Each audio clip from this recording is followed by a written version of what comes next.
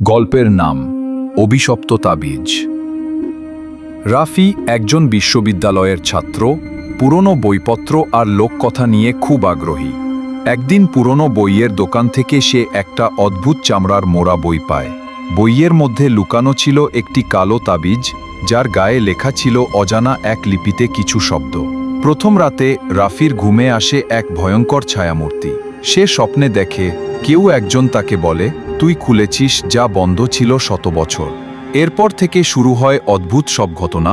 আয়নায় নিজের প্রতিবিম্বকে দেখে ভয় পায়, তার ঘরের দেয়ালে কালো ছায়া নড়ে। এক রাতে বিছানায় বসেই সে শ্বাসরোধ অনুভব করে। রাফি তদন্ত করতে গিয়ে জানতে পারে এই তাবিজ ছিল এক তান্ত্রিকের, যাকে 100 বছর আগে গ্রামে পুড়িয়ে মারা হয়েছিল। মৃত্যুর আগে সে বলেছিল, যে আমার তাবিজ খুলবে তার আত্মা আমার হবে।